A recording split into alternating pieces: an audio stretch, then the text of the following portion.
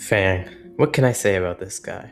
Well, probably that he's one of the most contradictory and controversial brawlers in the game. He's basically Edgar's second in command, a brawler hated by many lower level players, while almost not a threat in higher skill levels. And in this video, we'll take a look at why he's such a noob stomper, as well as talk about his basics, some of his interesting quirks, and finally, the time he nearly broke the game. First, let's talk about his basics. Fang is quite tanky at 9600 health and a fast movement speed. His main attack is pretty interesting. The range is 2.67 tiles and it deals 2720 damage. But if there's no enemy within that range, then the attack also travels another 6.67 tiles, dealing 680 damage. The reload is very fast and his total range is 9.33 tiles. Fang's super sees him dash up to 10 tiles, dealing 3000 damage on impact. If there are enemies near each other within a 7 tile radius, then Fang will bounce onto the other enemy as well, for a max of 4 enemies total. With the basics out of the way, let's get to talking about Fang. First of all, let's talk a little about Fang's gameplay. With how Fang's main attack works, it makes him actually have pretty unique gameplay. He alternates from more of a chipping sharpshooter when far from enemies and a lack of super, and a more traditional assassin when he gets a super or is closer to enemies. This versatility is quite interesting for an assassin. Half the time you're often playing cautious, patient gameplay, more akin to that of a Gene, slowly charging up your super, making sure you're not in trouble, and waiting for the perfect moment to strike. The other half of the time is a pure adrenaline rush and a fast one. See, Fang's super is one you basically can't afford to miss. If you miss it, you'll be forced to dash the entire range of the super, which is a very long range of 10 tiles. Therefore, you have to be patient when aiming your super, especially if you're far out. Furthermore, hitting a super doesn't exactly mean you win. You have to carefully plan how you'll use your super. A lot of the brawlers in the game can out-DPS Fang, even with his super, so it's important to pick and choose your matchups wisely. Fang can utterly destroy brawlers at lower healths or DPSs, so make sure to take advantage of those matchups. But that's not the only thing you have to watch out for when using Fang's super. There's also the chain ability. This can both be a blessing and a curse. Obviously, this can allow you to team wipe or at least get massive damage on multiple enemies if done properly, causing a big blow on enemies, while also feeding you more supercharge. However, the chain can also be a curse, forcing you to go towards enemies you didn't want to pick a fight with, or preventing you from finishing off a kill you otherwise would have.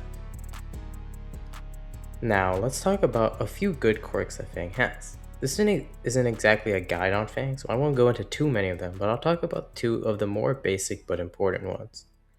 First of all, make sure to attack right before you super. Doing this will give you extra supercharge for when you actually land the super, making it so that you can already have half your super on arrival.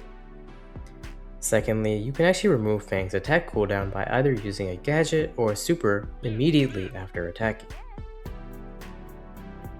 Now let's take it back a few years to a different time period.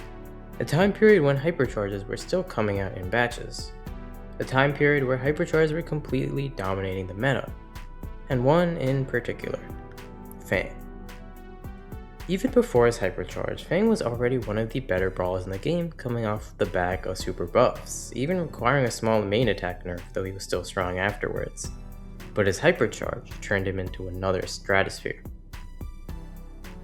Fang's hypercharge saw him be able to use his super through walls, while dropping popcorn on his super path, each dealing 1500 damage currently. This removed one of the biggest weaknesses to Fang, which was being stopped by walls with his super.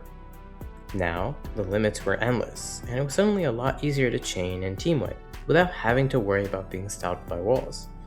Furthermore, the popcorn bonus definitely didn't hurt either. And that's just me talking in general about his hypercharge, including the present day version.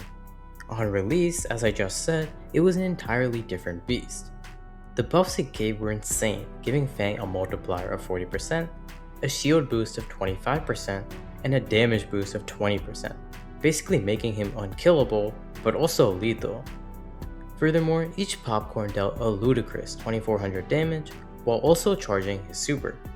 And most egregious of all, His fresh kick star power let him charge up his super even faster. And keep in mind, this is where you could still extend hypercharge durations with the more damage you dealt.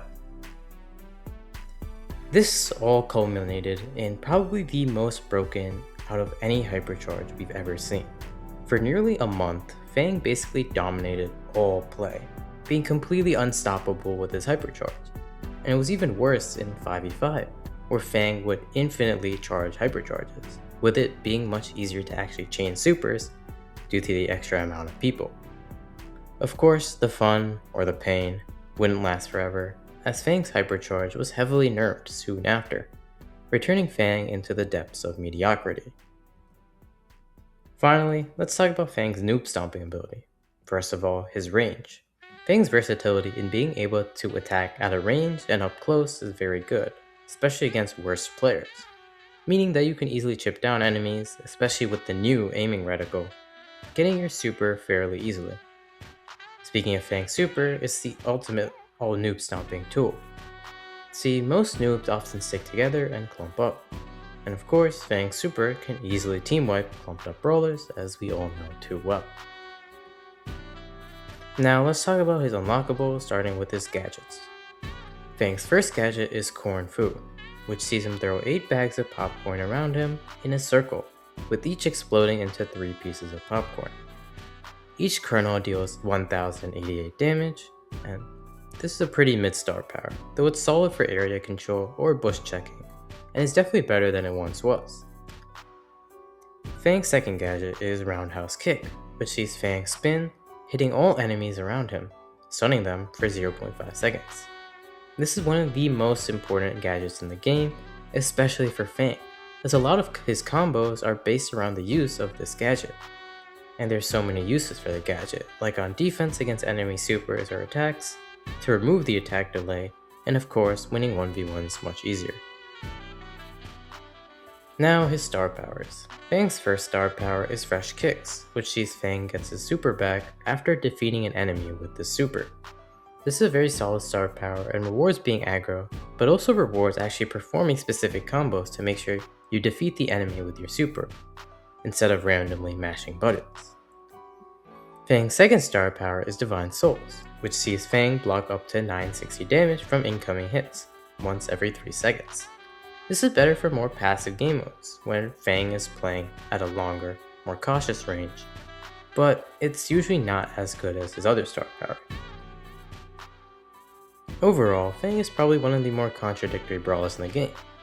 On face value, he seems like a noob stomper, and he definitely is, tearing up lower ranks while barely being played the higher up you go.